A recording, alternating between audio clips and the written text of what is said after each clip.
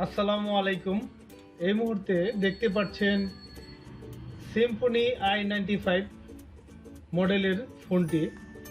তো এখন আমি এই ফোনটিকে ব্যাটারিটাকে অ্যাক্টিভ করব, ব্যাটারি অ্যাক্টিভ করে অন করব। তো অন করার পর এই ফোনের মাঝে যে ইস্যুটি দাঁড়াবে সেই ইস্যুটি হচ্ছে অটোমেটিকলি ফোনটি রিস্টার্ট নেয়।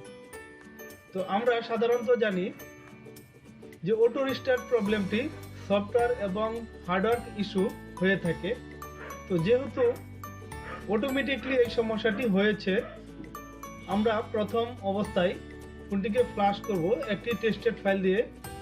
ফ্লাশ করার পর যদি সমস্যাটি সমাধান না হয় তখন এই ফোনটিকে আমি স্টেপ বাই স্টেপ আপনাদেরকে কাজ করে দেখানোর জন্য চেষ্টা করব।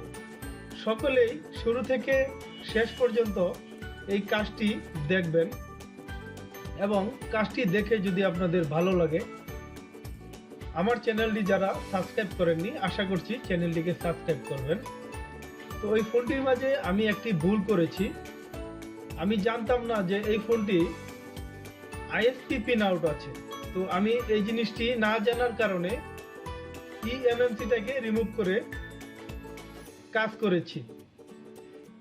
তো চলুন আমি এখন প্রাথমিক পর্যায়ে আপনাদেরকে ফোনটি ফ্লাশ করে দেখাবো যে ফোনটি অন হয় কি না। যদি না হয় তাহলে পরের স্টেপে আমরা কি কি কাজ করব। তাহলে সরাসরি এখন কাজে চলে যাই। তো কাজে চলে আসলাম। এখন আমরা CM2 ডঙ্গল দিয়ে ফোনটিকে ফ্লাশ করব। তো ফ্লাশ করার জন্য ফোনের যে ফাইলটি আছে এটা আমি দেখিয়ে দিয়েছি। অলরেডি ফ্লাশের কাজ শুরু হচ্ছে, দেখছেন। তো ফ্লাশ কমপ্লিট হলে ফোনের মাঝে যে অটো রিস্টার্ট প্রবলেমটি ছিল সেই প্রবলেমটি সলভ হয় কিনা সেটা আমরা দেখব। তো ফ্লাশ হওয়ার জন্য কিছু সময় প্রয়োজন। ফ্লাশ করতে হলে আগে আমাদের এই ফোনের, আমরা যেই ফোনগুলো ফ্লাশ করব, যে মডেলেই হোক না কেন, সেই ফোনের সঠিক যে ফাইল আছে সেই ফাইলটা আমাদেরকে অবশ্যই ম্যানেজ করতে হবে। কারণ ফাইল যদি না মিলে তাহলে কিন্তু প্রপারলি কাজ আমরা সাকসেসফুল হতে পারবো না কাজে। তো অলরেডি দেখছেন যে ফ্লাশ হতে কিছু সময় বাকি আছে, ইতিমধ্যেই ফ্লাশ কমপ্লিট হয়ে যাবে। তো ফ্লাশ ডান দিকে আছে, অলরেডি দেখছেন যে অটোমেটিকলি এখানে সিম্ফনি লেখাও চলে আসছে। তো এখন দেখবো আমরা যে ফোনটি কি রিস্টার্ট নিচ্ছে কিনা।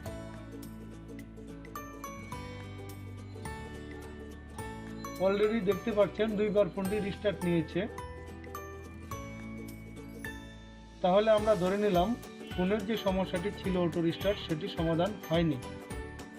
তো এখন আমরা চলে যাব পরের স্টেপে। দেখতেই পাচ্ছেন ফোনটি আমি খুলছি। তো স্টেপ বাই স্টেপ ফোনটিকে খুলবো সুন্দর করে।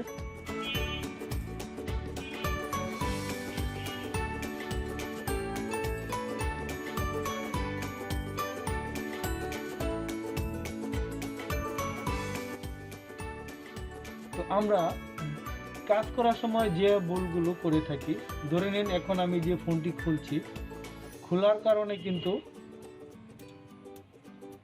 যেমন ক্যামেরা, ডিসপ্লে রিবন, পাওয়ার বাটনের রিবন, সেগুলো আমরা ভালোভাবে খুলে নিব। অনেক ক্ষেত্রে দেখা যায় যখন আমরা খুলতে যাই তখন ওই জিনিসগুলো প্রবলেম হয়ে যায়। যখন আমাদের ফোনটি রেডি হয় তখন ওই সমস্যাগুলোর জন্য আমাদের কাজের সময়টা বেশি লেগে যায়। তো দেখতে পাচ্ছেন মাদারবোর্ডটি একেবারেই ক্লিন, আগে কখনো কাজ করানো হয় নাই। প্রোটেকশন স্টিলটি দেখছেন জেনুইনভাবে লাগানো আছে। তো এখন আমরা এই প্রোটেকশন স্টিল খুলব।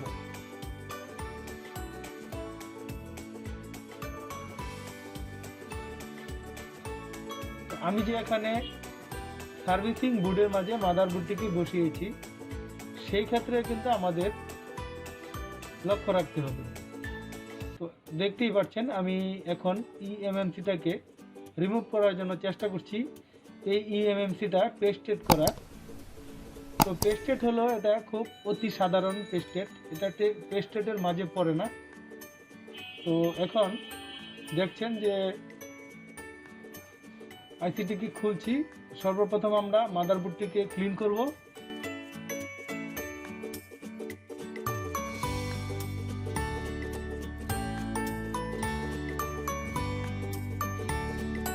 মাদারবোর্ডটাকে আমরা সুন্দরভাবে ক্লিন করে নিব। দেখছেন তো এখান থেকে কিছু টিপস উঠে গেছে, দেখতে পাচ্ছেন, ক্লিয়ারলি দেখা যাচ্ছে। তো এই টিপসগুলো যদি কোনো কাজের না হয় তাহলে কোনো সমস্যা নেই, তবে যে টিপসগুলো উঠেছে এগুলো কোনো কাজের না। এর থেকে বেশিও যদি উঠে, এখানে এর থেকে বেশিও টিপস আছে যে সেগুলো কোনো কাজের না, তো কোনো সমস্যা নাই। এখন আমরা এটাকে, যেহেতু পেস্টেড করা বুটটি, সেহেতু আমাদের ভালোভাবে ক্লিন করতে হবে, কারণ পেস্ট যদি থেকে যায় যে কোনো জায়গায় তাহলে উঁচু হয়ে থাকবে। যখন আমরা আইসিটাকে বসাবো, তো একটি বলের সাথে আরেকটি বল যদি সঠিকভাবে না বসে সেই ক্ষেত্রে ফোন অন হবে না। যদিও অন হয় সেক্ষেত্রে দেখা যাবে কোনো না কোনো একটি প্রবলেম থেকে যাবে, যেমন হ্যাং লোগো, আবার অটোমেটিকলি রিস্টার্ট নেবে, এই ধরনের প্রবলেম থাকতে পারে। সেই জন্য যে সমস্ত আইসিগুলো পেস্টেড করা থাকে আমাদেরকে খুব সঠিকভাবে কাজ করতে হবে, যাতে আমাদের নিজের কোনো কাজের জন্য কোনো সমস্যা না হয়। তো এখন মাদারবোর্ডটিকে ক্লিন করেছি, ইএমএমসিটাকে ভালোভাবে ক্লিন করে নিন।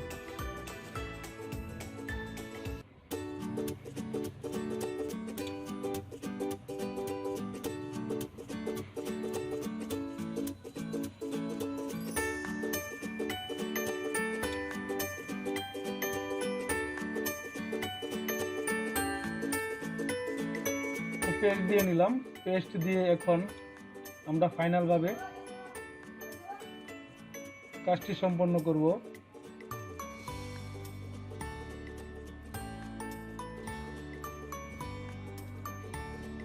ইএমএমসির কাজটি আমাদের কমপ্লিট করা হয়ে গেছে।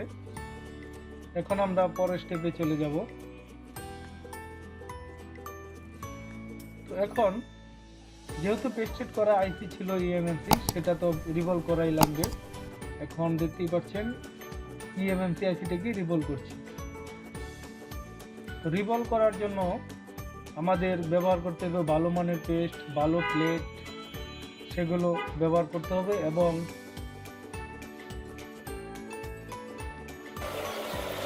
আইসি রিভলভ করার জন্য যে হিটটুকু প্রয়োজন আমাদের সেই হিট দিতে হবে। যদি কম বেশি হিট দেয় সেক্ষেত্রে বল সঠিকভাবে হবে না। তো দেখতে পাচ্ছেন সকেটের মাঝে ইএমএমসি আমি কানেক্ট করেছি। তো এখন দেখব যে ইএমএমসির মাঝে কি সমস্যা আছে সেটাকে চেক করে প্রোগ্রামিং করে নেব।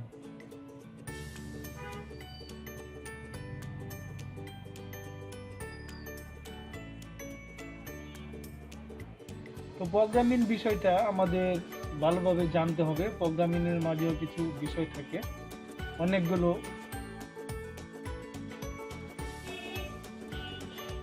স্টেপ থাকে, সেগুলো আমাদের ভালোভাবে জানতে হবে।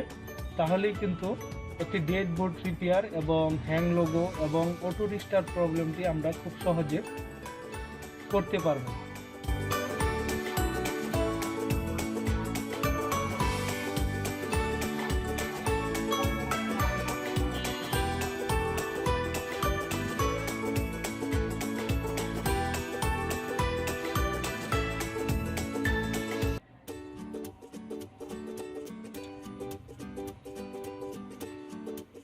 ভিডিওটি যাতে বড় না হয় সেজন্য আমি স্পিডটা বাড়িয়ে দিয়েছি। তো এখন দেখতেই পাচ্ছেন ইএমএমসির মাঝে যে ফল্টটি ছিল আমি সেটাকে সমাধান করে, তো সিএম2-র মাঝে যে ফাইলটি দিয়ে আমি ফ্লাশ করেছিলাম, ঠিক ইউএফআই বক্সের সকেটের মাঝে কিন্তু ওই ফাইলটি দিয়ে ফাইলটিকে রাইট করেছি।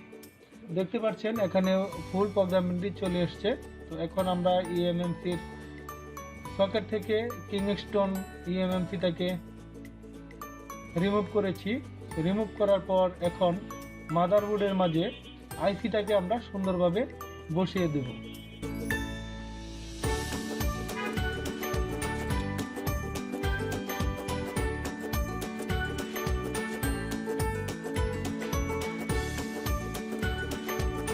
তো আমরা যেই কাজটাই করি না কেন এক চান্সে যদি করতে পারি তাহলে আমাদের জন্য ভালো হয়, কারণ আইসি যদি আমরা বারে বারে খুলি আবার বসাই সেক্ষেত্রে আইসি ড্যামেজ হয়ে যাওয়ার সম্ভাবনা আছে।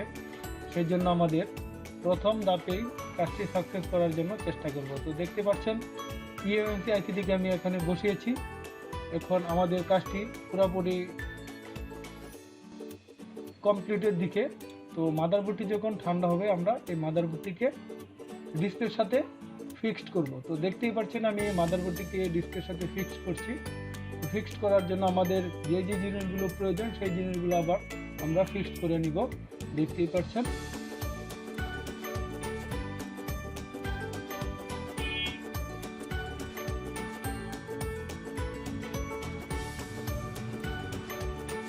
এখন আমরা ব্যাটারিটি কানেক্ট করে ফোনটিকে পাওয়ার দেব।